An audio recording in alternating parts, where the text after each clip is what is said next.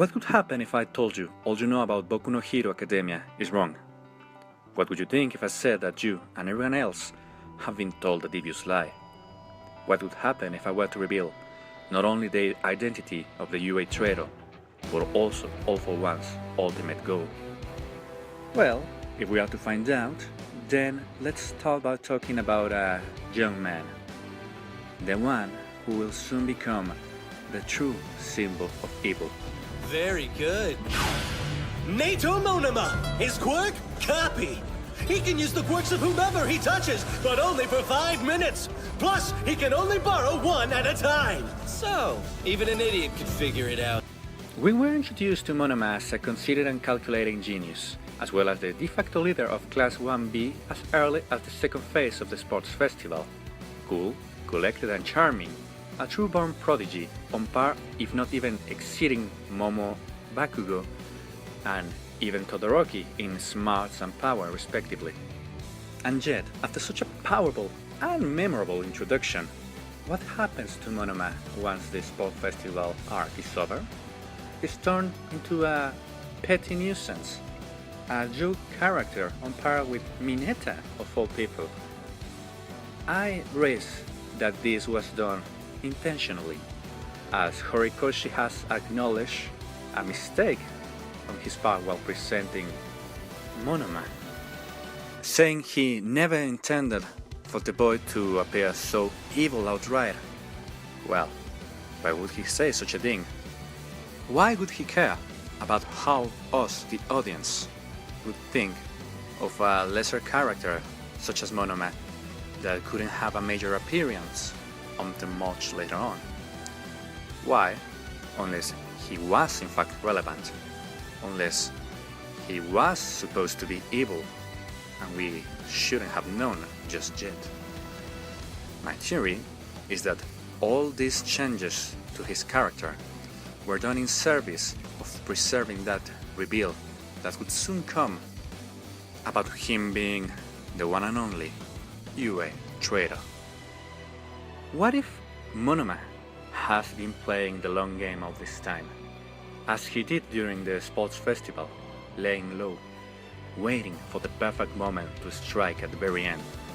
Taking this logic to his next appearances in the manga, kinda show a pattern, as during the training camp arc, we see him not with the rest of the group, among the problem students, waiting under the care of the teachers, while everyone else is attacked by villains. And then again, later on during the provisional exams. Why did such a brilliant and powerful boy did not pass, unless he didn't intend to from the very start?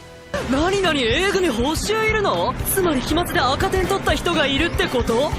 おかしくないおかしくない？ A 組が B 組よりずっと優秀なはずなのに？あれれれれれ Because after all, we know that the UA Traitor had to be one of the people among those in the camp, because otherwise, how would the villain association find out about them being there? The location had not been disclosed, not to the students, not to the body of teachers. Only Razorhead and Blood were privy to that information, as well as the Pussycats. No, it had to be one of the students, an informant already on site, and one who conveniently has been around for every later major incident involving the school and the League of Villains. And by now, you should be thinking, well, there is a chance Monoma could be the traitor, but why would he? What are his motivations to such heinous acts and putting in risk the lives of his friends? Well, I do have a theory. I believe because of his quirk, his personality, and even his choice of a hero costume, if you could call it that Monoma is closely related to All for One. But hey, then what about Higarashi? Isn't he All for One's protege and successor? I said nay.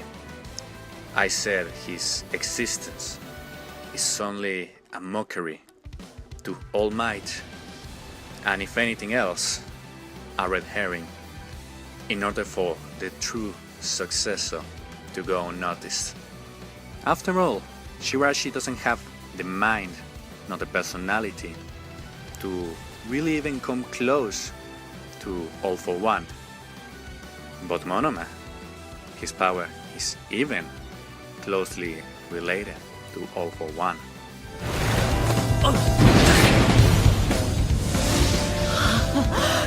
すごいいい個性だね。俺の爆豪、おめえも戦えるか。あがほんといい個性だよ。僕の方がいいけどさ。 And I do believe that All for One's intentions are for Monoma to remain hidden among the students of UA, learning how the heroes operate, gaining their trust, and mature as a villain himself, like a parasite, until the time has come to either pass on his own power to Monoma, or instead develop his quirk in order to turn it into something new. For this, I do believe we'll be seeing our old friend, the trigger drug from Boku no Hero Illegals, amplifying his powers. Just imagine for a moment what would happen when a quirk that can copy other quirks is suddenly amplified through the trigger drug. Could it possibly allow the user to permanently copy those quirks? And what would happen if such a quirk were combined with All for One?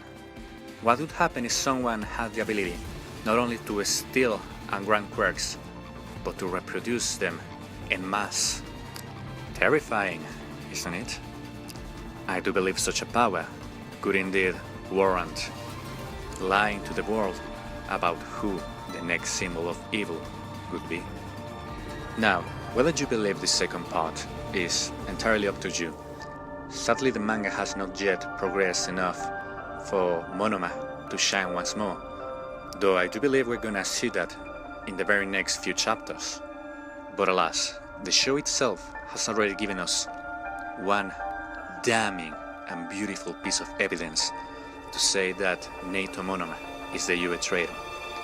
A little scene before the training camp arc, where he, in an act of hubris, as a true prophet, foretells the attack on the students. All with a devilishly handsome smile, just like he's meant.